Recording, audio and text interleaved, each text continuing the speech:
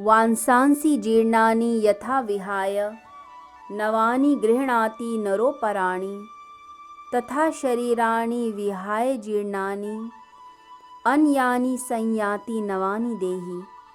जैसे मनुष्य जीर्ण वस्त्रों को त्याग कर दूसरे नए वस्त्रों को धारण करता है, वैसे ही देही जीवात्मा पुराने शरीरों को त्याग कर दूसरे नए शरीरों को प्राप्त होता है। नैनं छिन्दन्ति शस्त्राणि नैनं दहति पावकः न चैनं क्लेद्यन्ति आपो न शोष्यति मारुतः। इस आत्मा को शस्त्र काट नहीं सकते और न अग्नि इसे जला सकती है। जल इसे गीला नहीं कर सकता और वायु इसे सुखा नहीं सकती है। इस श्लोक में शरीर की अनित्यता और आत्मा की नित्यता को दर्शाया गया है।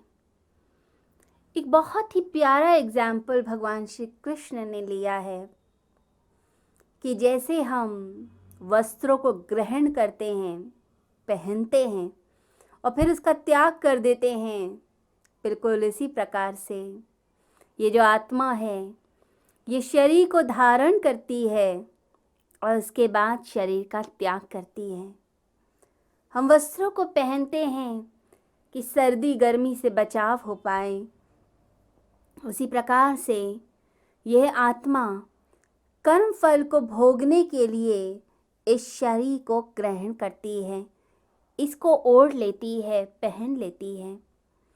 तो इतना प्यारा एग्जाम्पल भगवान श्री कृष्ण की गीता हमें देती है, जिससे हमें समझ आता है कि एक्चुअली कैसे शरीर धारण किए जाते हैं।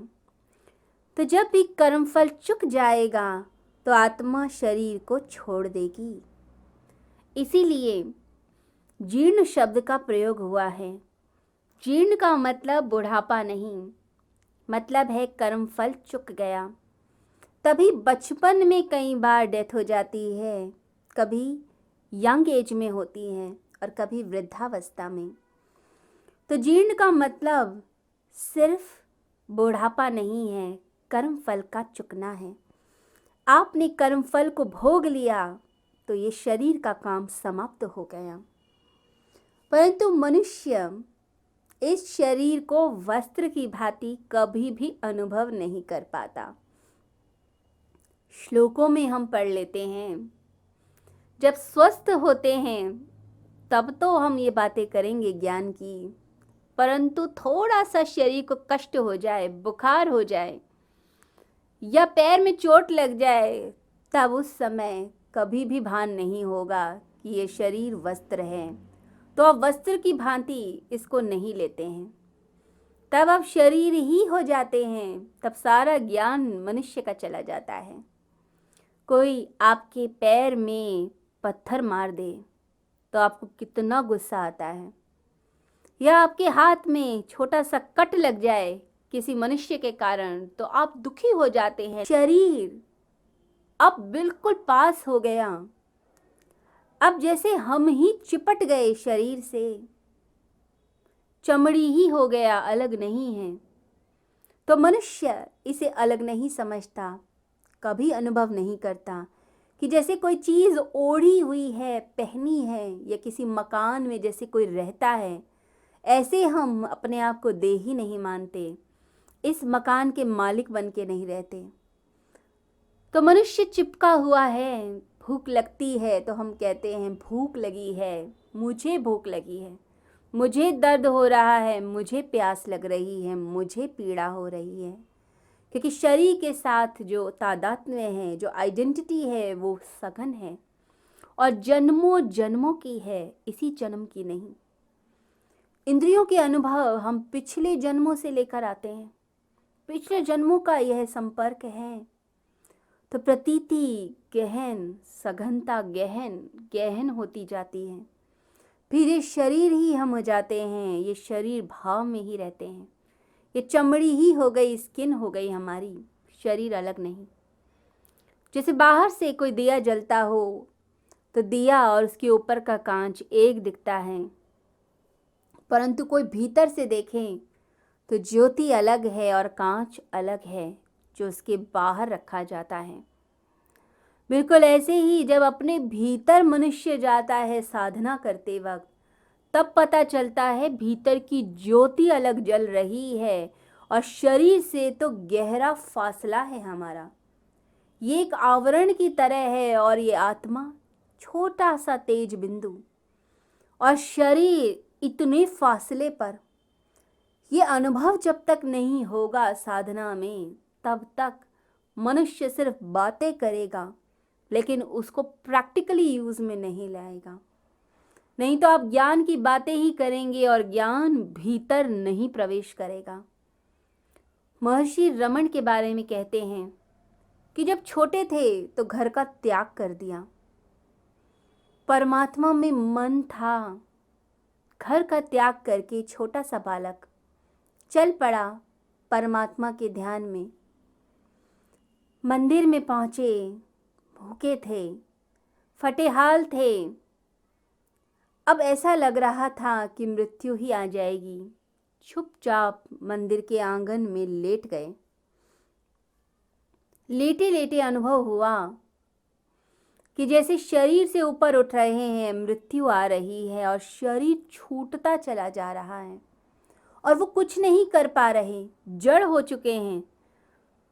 शरीर से आत्मा अलग ऊपर ऊपर उठती चली जा रही है और शरीर नीचे पड़ा है। थोड़ी देर में देखते हैं जैसे शरीर नीचे, मैं ऊपर और सारी जगत को देखते हैं। उसके बाद से कहा जाता है, उस अनुभव के बाद महर्षि रमन का जीवन ही बदल गया। फिर शरीर नहीं माना अपने आप को, शरीर में रहने वाला आत्म तत्व माना और उसी की साधना में ही लीन रहे।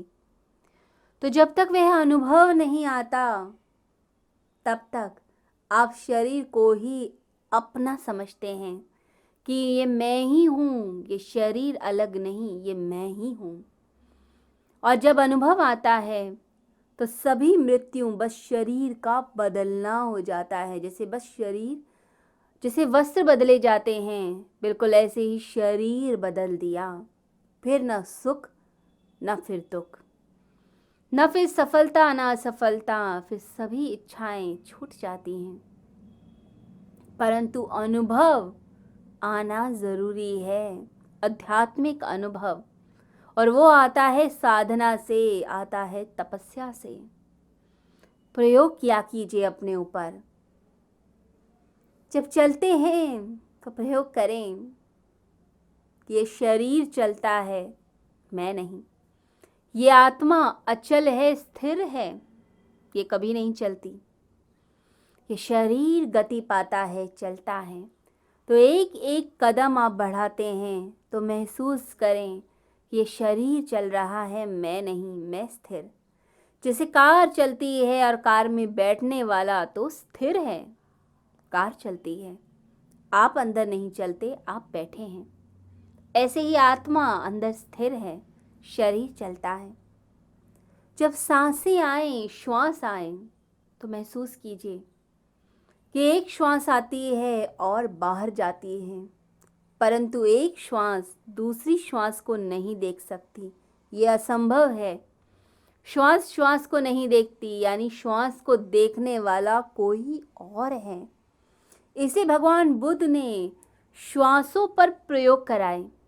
कुछ ना करो, चुपचाप बस सांसों को देखो कि सांस आती है, जाती है, और सांस के साथ मैं भी आता हूं और मैं भी जाता हूं। साक्षी भाव का अनुभव करें, आंखें बंद करके अपने विचारों को आते जाते देखें। एक विचार कोमलता का और दूसरा क्रोध का, फिर प्रेम का, फिर घृणा का, अपने आप आएंगे और जाएंगे। जैसे समुद्र में लहरें उठती हैं और फिर नीचे गिर जाती हैं, ऐसे ही विचार उठेंगे और फिर नीचे बैठते जाएंगे। तो अनुभव करें, साक्षी भाव का अभ्यास करें, क्योंकि अध्यात्म और धर्म सिर्फ थ्योरी नहीं है, ये प्रैक्टिकल है, प्रयोग में लाने वाली चीज़ें हैं। तो साक्षी भाव का अनुभव करें, देखें क्या हो रहा है। एक विचार दूसरे विचार को नहीं देखता, तो जो विचारों को देखता है वो विचारों के भी पार हैं, शरीर के पार है, श्वासों के पार है। वह आत्म तत्व है। यह ज्ञान आपको खुद अनुभव से आएगा, तो इसका प्रयास कीजिए। तो भगवान कहते हैं, शरीर के लिए शोक मत कर। आत्मा न मरती है, न आत्मा जन्म लेती है। वस्त्रों को जैसे बदला जाता है, ऐसे ही आत्मा शरीरों को ग्रहण करती है, शरीरों को धारण करती है। ना ये मरती है, ना जन्म लेती है। ये पंच तत्वों के भी परे है। इसे ना छेदा जा सकता है। कोई व्यक्ति, कोई अस्त्र शस्त्र इस सूक्ष्म आत्म तत्व को नहीं छू सकता, प्रहार नहीं कर सकता। जैसे कुल्हाड़ी छोटे से किसी एटम को तोड़ नहीं सकती, उसी प्रकार से इतना छोटा सूक्ष्म आत्म तत्व है, इसको कोई शस्त्र भेद नहीं सकता। अग्नि इसको जला नहीं सकती, वायु सुखा नहीं सकती, इसको जल गीला नहीं कर सकता। पंच तत्वों के पार है आत्मा। तो तू क्यों शोक करता है? इस शोक को छोड़, हृदय की दुर्बलता को छोड़, खड़ा हो, युद्ध कर, अपनी समस्याओं का सामना कर, डर मत। ये भगवान श्री कृष्ण गीता में मनुष्य को समझाते हैं।